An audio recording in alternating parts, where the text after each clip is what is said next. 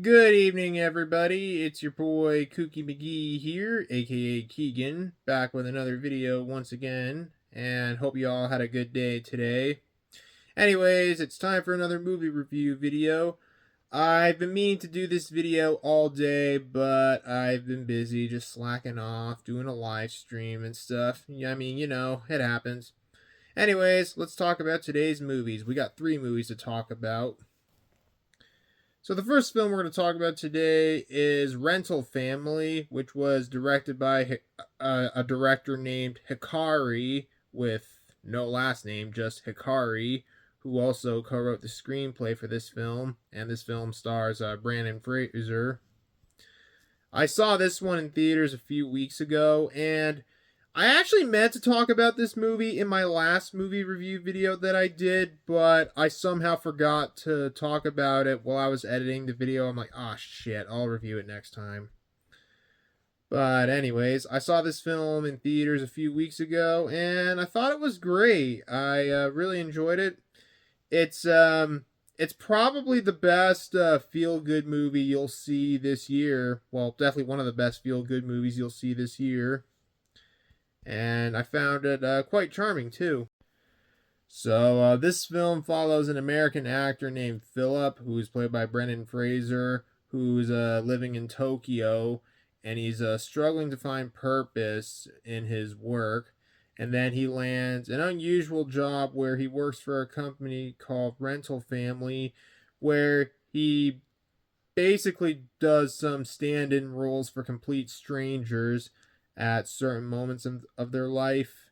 Like at one point, he poses as a journalist for an aging actor, musician, or whatever. I think it was an actor or something. And he also pretends to be the father of a girl who never met her father and stuff. And then he starts developing some deep connections with the people who he works with, and it really changes his life forever. I don't really want to give away too much of what the plot is about, but that's basically what the plot of the film is about.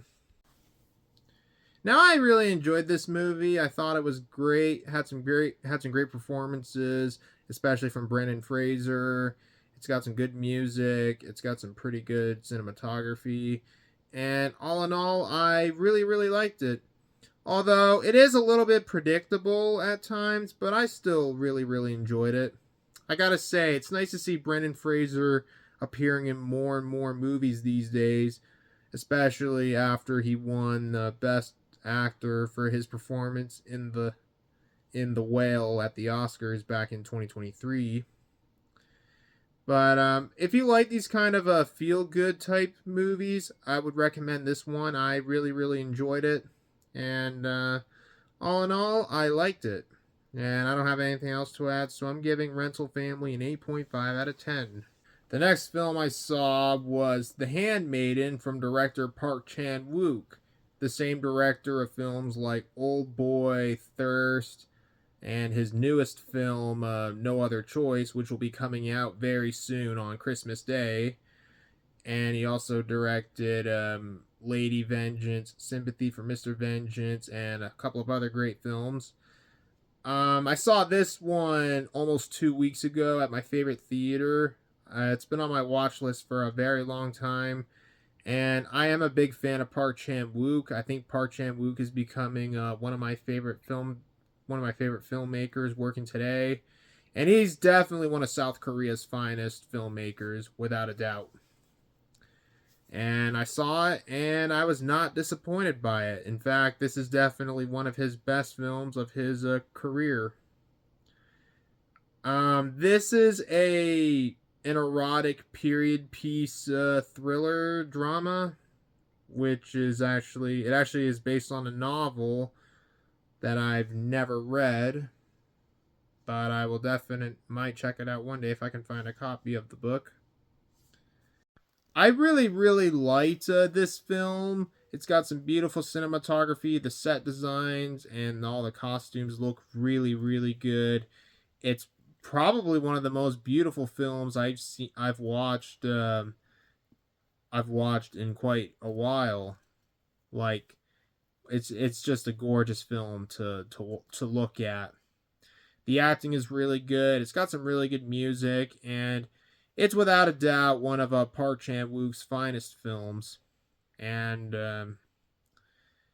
it should go without saying, this is definitely not a film you'd want to watch with your parents for family night. Well, much like most of the other films that Park Chan Wook has done, definitely don't watch this one with your parents. There's some sex in the film. There's some pretty I don't know how to describe it. Some pretty risky content in the film, so to speak. Especially with the creepy uncle, or I think it was an uncle or grandfather, I don't know. If you've seen the movie, you know exactly which character I'm talking about. And I actually saw this film at my favorite theater. I mean, it was just watching this with a big crowd of people was quite the experience. And like, I mean, you can't go wrong with Park Chan Wook. He's one of the best filmmakers working today. And the film has a good story too. And basically, you got this woman who's posing as a handmaiden for this wealthy woman as part of a scheme to get this one man to steal the wealthy woman's fortune.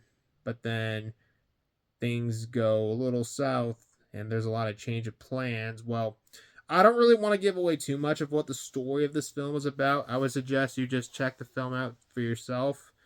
It's really really good, and you can't go wrong with South Korean cinema. South Korean cinema is just fantastic. Well, yeah, it's a really really great film. One of Park Chan Wook's best films by far, and I loved every minute of it. And yeah, definitely check it out if you haven't. Once again, definitely don't watch with your parents, but definitely check it out. Just not with your parents, of course. I'm giving The Handmaiden a 9 out of 10. And the last film we're going to talk about in this video is Kill Bill. Well, specifically, we're going to be talking about Kill Bill, the whole bloody affair, which is the 4.5 hour long cut of the film. Now, this film was originally released into 2 volumes, with Volume 1 coming out in the fall of 2003 and Volume 2 coming out in the spring of 2004. It was originally supposed to be released in the 4.5 hour long cut, but then Miramax wanted the film to be split into 2 parts, so it was released into Volumes 1 and 2. But then in 2006, Quentin Tarantino had the 4.5 hour long cut of the film premiere at Cannes. Although it was never officially released onto physical, it was only to be released in theaters. And just recently, this cut of the film got its wide release around the world, and I actually went to go see it over the weekend, and it was a whole lot of fun. And I actually prefer this cut of the film over the original 2-part cut of the film that's available on physical.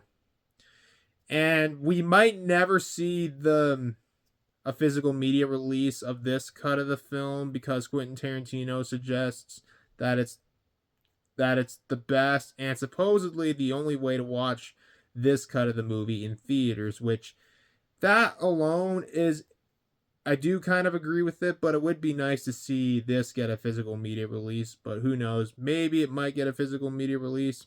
Maybe it won't. But it was totally well worth the experience. The plot for this movie needs no introduction, and I'm sure everyone who's seen this movie, even if you haven't seen it, you could at least have a good idea of what the plot of the film is about. Now, this film follows a woman codenamed the Bride, codenamed Black Mamba, who was betrayed by her friends who are assassins and her boss named Bill, and she's left into a 4-year coma, And when she wakes up, she vows to get revenge on those who betrayed her and left her for dead. And without giving away too much, that's pretty much what the story. I mean, come on, I'm sure you know what the story of this film is about. Now, I really, really enjoyed this film. It gets better each time I watch it, especially with volumes 1 and 2 are both really, really good. They get better each time I watch them.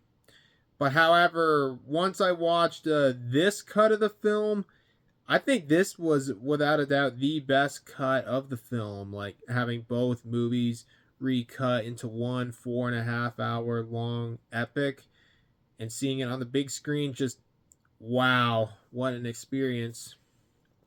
There are some minor changes with this cut of the film, including in this new, there is a new bit. There's some new bits added to the anime segment during Volume 1.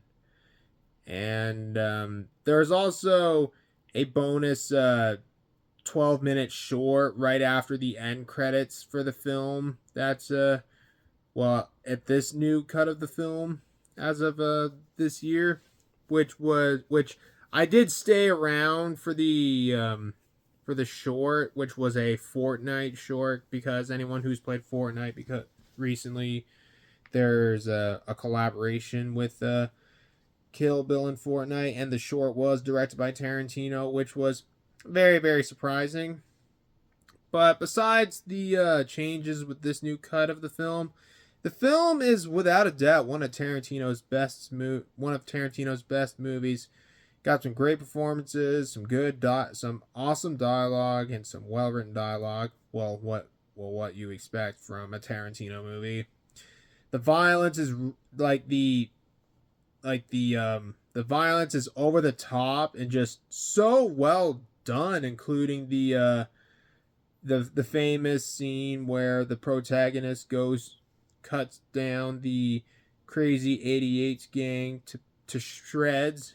And just wow, watching that whole scene in theaters was one of the best movie going experiences. It's just one of the best experiences you could have on the big screen. And all in all, it's just a damn good movie. While Django Unchained or Pulp Fiction is still my favorite Tarantino movie, this one is still one of Tarantino's best movies. It's just such a damn good movie. And this new cut of the film is definitely well worth seeing. And be sure to check it out in theaters while you still can, because it might not be in theaters for much longer. But if you ever get the chance to see the 4.5 hour long cut of this movie, definitely go see it. It's well worth it. And plus, there's a 15-minute intermission after Volume 1. But yeah, other than that, seeing this on the big screen is one of the best movie-going experiences I've had all year. And I'm giving Kill Bill a 9 out of 10. Well, that's going to be the end of another movie review video once again. I hope you all enjoyed the video. As always, if you enjoyed the video, leave a like, comment below, and if you're new to the channel, feel free to subscribe. Thanks for watching. And I do have another movie review video coming out sometime this weekend, either tomorrow or on Sunday, but we'll see. But I do have another movie review video coming out this weekend. But in the meantime, thanks again for watching. Hope you all have a great day, and I'll talk to you all later. Take it easy, guys. Peace. Bye-bye.